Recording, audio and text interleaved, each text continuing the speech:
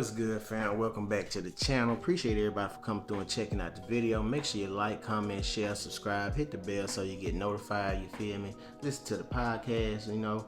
With that being said, man, tomorrow morning we got one of the biggest fights of the year between former Undisputed 118-pound champion Naoya Inoue taking on current unified 122-pound champion Stephen Fulton in the main event over there in Japan on ESPN, you know what I'm saying? So yeah, obviously this is going to be one of the biggest fights of the year. Inoue coming off undisputed 118 pounds and then moved up immediately after that, not even defending the belts, but you already knew he was the man in the division because he was knocking off everybody that had a name, you feel me? So what was the point of staying at 118 and defending the belts when we already know you the man in the division, you the man, you know? So he challenging himself moving up to 122, not even taking the tune-up fight. He going up against obviously the number one guy in the 122-pound division.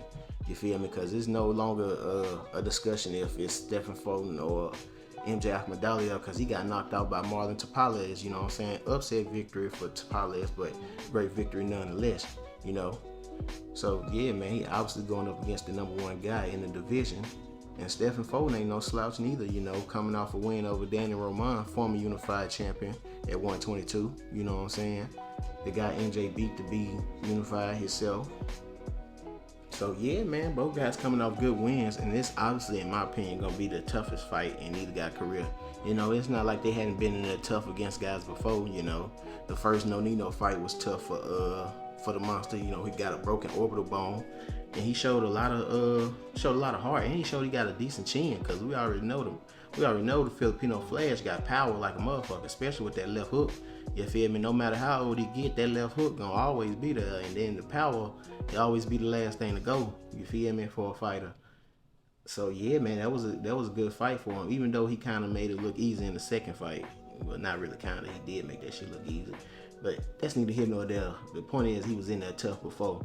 You know what I'm saying? And you can say the same for Stephen Fulton, because he was in there tough against Brandon Figueroa. You feel me? So yeah, man. But I feel like, you know, with No being in the latter stages of his career, and Brandon Figueroa, he's not really as accomplished as the monster is. You know, I feel like these guys is on different levels, is basically what I'm trying to say. So yeah, that's why I feel like this is gonna be the toughest fight of both guys' career, because they matching up in each other's prime. You know what I'm saying?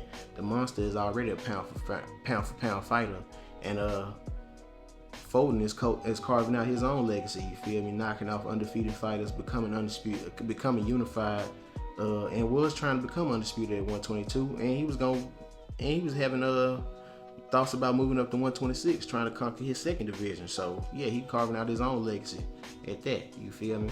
So yeah, man, I feel like both guys are gonna be in there tough. Another 50-50 fight for the year. You know what I'm saying? I feel like this could really go either way. You know what I'm saying? Cause we already know the monster got the power in this fight. You feel me? I feel like Stephen Fulton got respectable power though. Like, he got enough to keep a motherfucker honest. You feel me? And I feel like, as far as like defensive capabilities, I'm gonna lean towards Fulton with that too, because we've seen him box off the back foot. We've seen him box in a multi different ways. You know what I'm saying? So yeah, I feel like, yeah, I'm gonna lean towards Fulton with that. And because like I said, the monster, he's a really crazy good offensive fighter. You know what I'm saying? But I think that's his best defense too at times, you know, because he's not really known for his defense. He always known for knocking a motherfucker out and letting his hands go. You feel me? And catching you with a variety of punches. So yeah, bro, I'm gonna lean towards Fulton as far as like defensive capabilities. As far as like fight adaptability, bro, I think I'm gonna lean towards Fulton again, because like I said, we done seen him box in a multitude of ways. You know what I'm saying? He's the type of guy that like to beat you at your own game, so to speak. So yeah, bro, I feel like Fulton probably is more versatile, and that may be because that the monster never really had to change nothing up in a fight that we seen. You know what I'm saying? Even though, like I said earlier, he was in that tough against No in the first fight, he was still able to pull out the dub. You know, it's not like he really changed up much in that fight. You know what I'm saying? As far as like chin, I feel like both guys got good chins. You know what I'm saying? We never really seen Stephen Fulton hurt by anybody. And you can really say the same for Inoue, because like I said, he had a broken orbital bone against Nonino, but that never really stopped him from doing what he wanted to do. And other than that, you never seen nobody hurt this man. You know what I'm saying? But moving up to 122 pounds, this your fourth division, bro. I ain't gonna say you gonna get hurt by it. You know what I'm saying? By Stephen Fulton, because he's not like a guy that's a big puncher, no shit like that. But like I said, I feel like he got respectable power. You know. So I ain't saying he gonna test his chin or no shit like that, but like I said, this your fourth division, and we gonna see how that impacted, you know. So yeah, bro, I feel like this can go either way, man. Real talk. I don't think the Monster gonna get a knockout. I think it's gonna go to a decision. You know what I'm saying? Because if Nonino was able to take you to a decision, you know what I'm saying, in the latter stages of his career, you know, what's stopping Stephen Fulton from doing the same thing in his prime, in the middle of his prime? You know what I'm saying? So yeah, bro, I feel like it can go to a decision. It can go. I'm leaning either way. I'm taking Stephen Fulton. You know what I'm saying? I'm gonna go with Stephen Fulton. You know, I won't be surprised if the Monster win, obviously, cause shit, who really doubted him at like a -400 favorite, dog? This dude not. He obviously picked to win the fucking fight. You know what I'm saying? So ain't nobody doubting the Monster, you know. But they really sleeping. I think people sleeping on Fulton. Plus 280 underdog. I would hedge a bet easily. You know what I'm saying? Easily, I would hedge a bet with Stephen Fulton. And it's not like he don't got a chance to actually win the fucking fight neither. You know what I'm saying? If you was able to get pushed to your limits against Nonino, you know what I'm saying, then I think Stephen Fulton can do the same thing, especially being a bigger man. And you moving up to his division, and him being, you know what I'm saying, him being one of the bigger 122 pounders, because like I said, he was talking about moving up to 126 before this.